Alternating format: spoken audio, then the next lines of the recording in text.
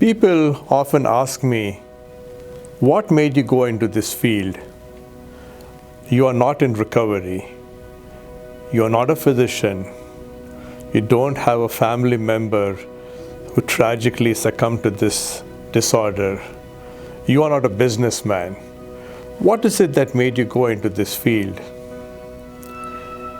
And the answer is relatively long, but certainly worth listening to.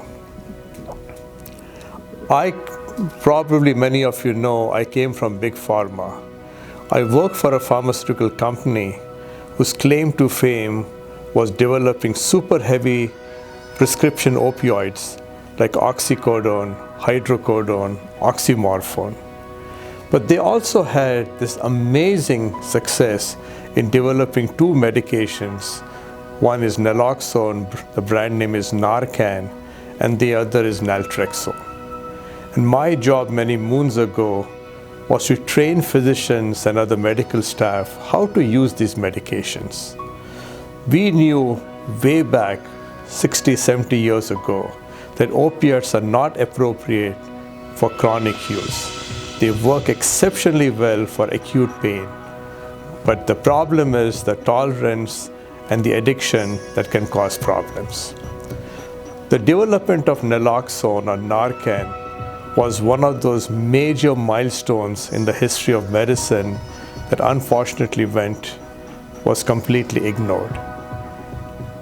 Naloxone gave us the opportunity to have some control or a weapon to deal with the opiate overdoses.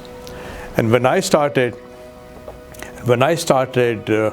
promoting this, training them, there was almost a level of disbelief. Naltrexone came several years later and was developed in response to a very specific need. The need was, how do you protect patients who are not coming home after residential treatment, coming home after incarceration, back to the natural environment, the towns and the familiar surroundings which caused them the addiction in the first place. They knew that when patients come back home without any kind of protection, there's a very high risk of relapse occurring. Think about you going to a place like, you come home after many months away from home. You want your favorite food. You want to meet your friends and your family, your girlfriend, and so on. And this has been described as the deprivation effect. The longer you're deprived of your favorite thing, the stronger the desire to use it. And the same is very true when it comes to addictive drugs like opioids and alcohol and so on. So based on this, they developed naltrexone as a non-addicting medication to protect patients from relapsing. And to my surprise, there was complete hostility towards this medication, that this has no place. I won't go into all the details, but these two medications were seen as having no use in the battle against both addiction to opioids and alcoholism. Well, one reason was that by the time these medications were approved, the worst of the opiate addiction, the heroin addiction of the 1960s and 70s was over. We all breathed a sigh of relief saying, finally, this is over. The few hardcore patients that were still around were very well controlled on drugs like methadone. But the big problem in the 90s and 80s was alcohol. And even there was a lot of opposition to using these medications. And there was this belief that addictive disorders is really a sign of inner weakness, moral failings, weak willpower. And so these treatments were left outside the realm of medicine. My goal when I left the company was to bring it into the realm of medicine. So that is a long story, but why I got into this field and why I have such a passion to help the 23 million people in this country who are impacted by drugs and alcohol and less than 10% receive medical treatment. So when I left the company, what was my goal? The goal was to bring the treatment of addictive disorders into the realm of medicine. I was very fortunate to know some of the top researchers and clinicians around the country who had done these studies with great success. The challenge was, how do you translate these studies into actual clinical practice? And that's where I was able to implement these. The goal was offer treatment on an immediate basis, because when people are experiencing withdrawals from opiate or alcohol use, or something comes in their mind saying, I need to get help, that window should not be shut. It's a very small window of opportunity, and if you don't help that patient, very likely the patient may not come back for treatment, and tragically some may even succumb to an overdose. So when I started the program, it was a very simple process. You can come right now, and we will medically detox you the same day. Medical detox is one of the most critical first steps in helping patients gain long-term sobriety. And that's how it started. So my clinic was, when I started it 21 years ago, we'll treat you on the same day, and that philosophy continues. So we not only offer you some respite from the withdrawal symptoms, but we'll also stabilize you and get you on the long-term path of going through behavioral therapies, psychiatric services, family therapy. I often joke, and that's a good analogy to use, is putting Humpty Dumpty back together. By the time patients come to us, they have issues not only with the substance, but there are legal issues, financial issues, marital issues, and a slew of them. And each of those issues have to be dealt with. It's like peeling an onion.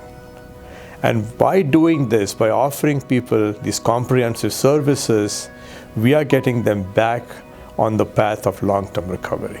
As part of our response to the pandemic, we also not only created a robust telemedicine platform, but we also had outreach to people in homeless encampments and areas where they didn't think they would get treatment. And these people were pleasantly surprised and truly grateful for what we did. Often, we said, do you need syringes? Do you need Narcan? They said, we have lots of that. But what we need is treatment.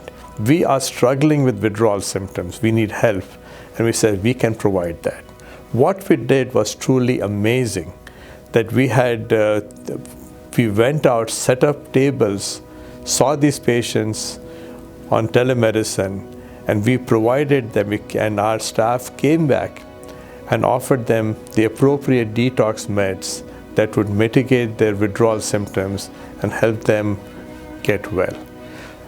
So we are continually striving to bring treatment to the doorsteps of patients, because our goal is that we would say that finally we made a difference in reducing the number of people overdosing and dying, and people that have been devastated by alcoholism. People often ask me, how does ARCA differ from the other treatment programs? Isn't treatment the same? And there is a certain intangible component to treatment that sometimes is overlooked. If you look at the history of the treatment of addictive disorders, we have done a number of things. We have criminalized it, we have demonized it, we have medicalized it. What we have not done is humanize the treatment. It's an extremely important component of recovery. Once you humanize the treatment, patients feel attracted. They feel a sense of commitment. Yes, this is where I want to be, and this is the place which is going to help me heal and regain my old life again. So whatever we do, we make it attractive. So our staff, whether you come to the clinic, you walk into a welcome clinic, or you make an appointment and see them, you are going to be treated in a way that was probably something we're not expecting. And that's what drives us, that's what keeps us going day in and day out. And that's what we have done for the last 21 years. Yes, people often ask me, what can we expect on day one? And that's a very easy answer to give you. If you walk in, you'll be seeing we have a number of staff. We have therapists, we have nurses, we have nurse practitioners, we have physicians. So they will quickly evaluate you, see what your needs are. That's what is often called triage. Once in a while, the patient may have to be referred to the hospital, but the vast majority of the patients can be treated on an outpatient basis. So once you come in, the nurse will decide, and working with the physician will decide what medications to give you to control your cravings, to control your withdrawal symptoms, reduce your anxiety, and so on. So once the medications are prescribed, it's amazing how well patients do. And during that time, you're going to be seen by at least 4 or 5 different people in the clinic whose job is to deal with your issues, with behavioral issues, with your issues at home, with your issues with housing and so on. So we want to assess your needs. So that is generally called assessment. That fortunately, addictive disorders is synonymous with stigma. People feel a sense of shame, embarrassment, that this has to be hidden, that nobody should know that I'm suffering from this issue. And this affects a whole range of people in society. When I opened the program 21 years ago, I had a lot of people, I had patients who were coming from who were business executives, who were healthcare professionals, physicians, pharmacists, nurses, who really wanted a high level of confidentiality. And I would reassure them that they did not commit any kind of a crime that they should be embarrassed about. But still, they insisted on confidentiality and they wanted privacy. And our program would be able to provide them that confidentiality. Most of them they did not even know that you could have an effective treatment on an outpatient basis. They all were under the impression that you have to go away for 30 or 60 days to get well. And I told them that is really not necessary. Because imagine if somebody who is a high-profile person has to take a month or 2 of leave and go away, what happens to the confidentiality? In our program, you can literally go back to work in the next day. So your confidentiality is maintained. You can come for treatment in the daytime, evenings, or Saturdays. And you are getting well because you are being treated in your natural environments where you're buffeted by a whole bunch of cues and triggers of drug use or alcohol use. And when those triggers don't bother you, that is successful treatment. And I say this over and over again. There is this myth that if you go away, you come back cured. Unfortunately, we all heard about the famous Pavlov's dog. When you come back, the bell starts ringing in the form of places, people, time of day, and people relapse. When we will actively treat you, when the bell can ring as loudly as it can, and that does not bother you, that is successful treatment, and that is that you're on your way to long-term recovery. So we do have a number of high-profile people, sports figures, business executives, healthcare professionals, housewives who want that confidentiality. And the ARCA program provides that to the fullest extent. So if you are looking for such a program, ARCA is a place you can call. Call for a confidential interview, call for a confidential appointment, and we are here to help you. Our vision is shaped very much by what is happening on the ground. Just a few years ago, we did not even think that we will have these dramatic changes like heroin coming into this country, fentanyl coming in.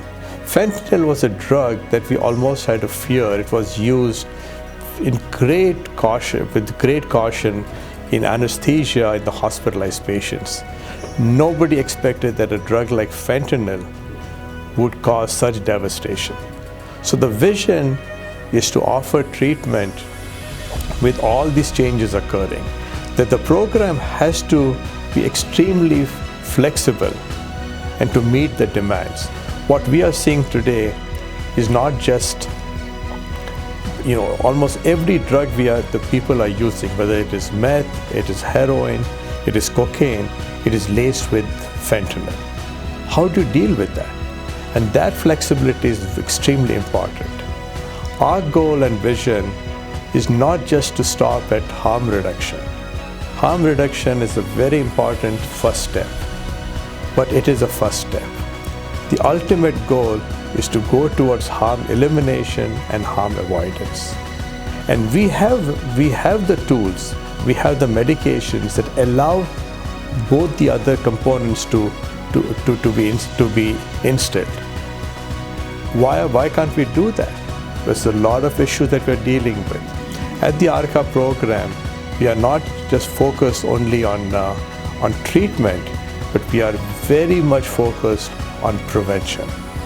We know that the most effective tool to prevent people from relapsing is a preventive strategy. Unfortunately, we don't have it in place, and ARCA is developing it. We have started implementing it in select patients, and we want to have it as a more widespread offering to prevent people from relapsing. Either those who already have been treated from relapsing, and those who are vulnerable to using, who are at a high risk of relapsing or using, to be offered treatment. We are learning much at ARCA from the two amazing successes we had from public health issues. One was the successful battle against AIDS and HIV. 38 years ago, we did not even know how HIV infections, how AIDS was caused. Look at the progress we have made in not only identifying the viruses, see how the viruses replicate, and how the infection spreads. And what we have today is that if somebody is HIV positive, it's no more a death sentence. We want to use some of those components in the treatment of addictive disorders. It is totally unacceptable that we lose about 85,000 people a year to drug overdoses and another 90,000 people to alcoholism. Even at the height of the AIDS epidemic, we did not lose that many people. Secondly, we also want to learn from the very successful prevention programs we had in smoking cessation, another big public health issue.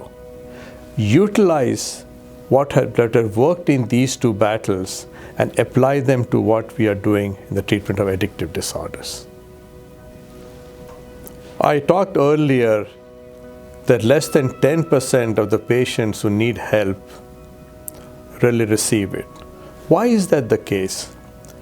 And I'm giving this is a message of hope to the people. Quite often, when people get addicted to drugs and alcohol, they're overcome with a sense of hopelessness. Nothing can be done. I'm now suffering from an incurable disease. Nothing is further than the truth than that. Patients do not have an incurable disease. You have a disorder that is very treatable, and you can go back to leading a very normal life. We have the tools, we have the treatments. All you need to do is learn about that. So I tell patients over and over again, and at the ARCA clinic, we rarely get patients coming in for the first time. Many of them have spent a fortune going to these expensive programs in Arizona and California, only to relapse within days of coming back home. What ARCA does is treat it like a chronic condition that you can lead a very normal life. We utilize what is called evidence-based treatment. We utilize medications, treatments, therapies that have a solid track record of helping people to get well. Why is it that physicians and so on who get into treatment, they do well, they go back to practicing medicine again? We can do the same thing for every single patient, whether you are working as a janitor somewhere or you're working on a loading dock. Everyone has the opportunity, and we are very encouraged by the support we are getting from the federal government, from the state government, that we can help patients to regain the normalcy. And let me again emphasize this, that you are not suffering from an incurable disease. You're suffering from a condition that is very treatable, and you can regain your life without going through the horrible suffering and stigma that is so strongly associated with this disorder. For the longest time, people had considered alcoholism and drug addiction as a sign of inner weakness, as a moral failing. Well, if it's a sin, you don't need to have any treatment. But today we know that there's a clear neurobiology that is involved. The neurobiology of the disease is well known. It involves, why is addictive disorder so difficult to treat? Because it's a disorder that invades our biological instincts of survival. It tells you that you need the drugs or alcohol as much as you need shelter, food, sleep, sex to survive. This parasite can be treated in a number of ways. So you have the disorder, the drugs or alcohol will invade your most basic pleasure system, which is essential for survival. Pain and pleasure are the two essential components of survival. Of course, human beings are endowed with another control mechanism, what we call the executive function of the brain, okay? That tells the body, that tells the human what to do. If you're hungry, you don't eat any kind of food. If you're thirsty, you don't drink any kind of water, because of that mechanism that processes our needs. In addiction, that processing is lost, and you are now working on your primordial brain as if you are in a survival mode. Recovery is helping those neurons of the pleasure system to be protected and allow the healing to occur. So the anti-craving medication that we use play an extremely important role in helping patients to get well.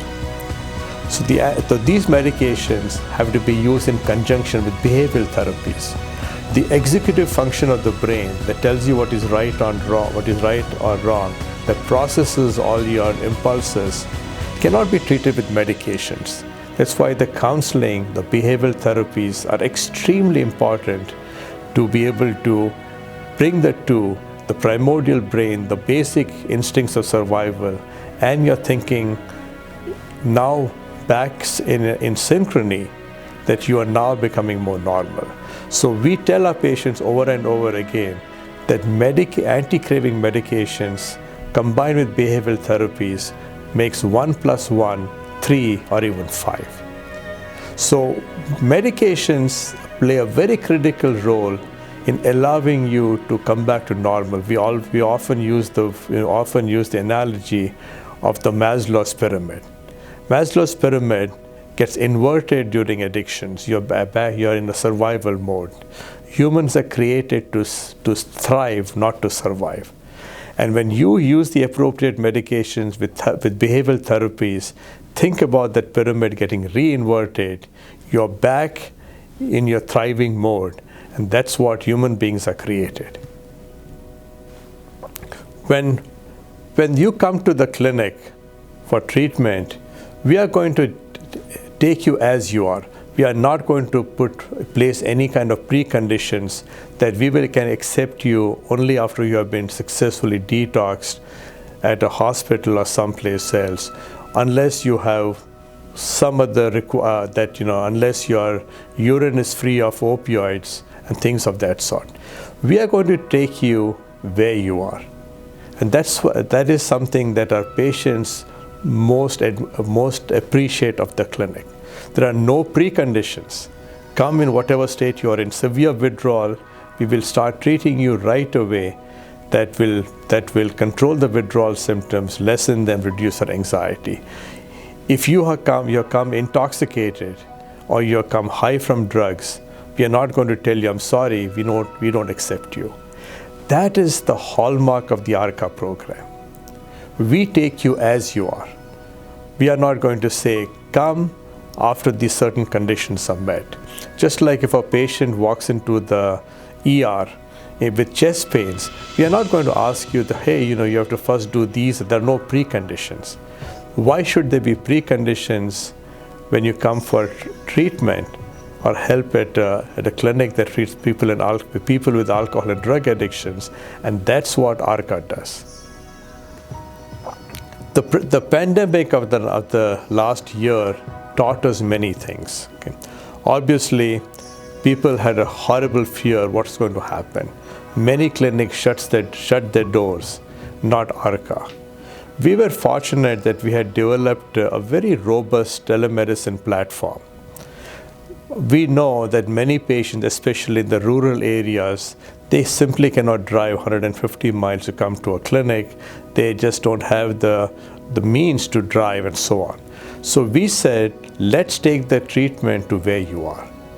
So we had opened these services in about 25-30 rural sites in Missouri.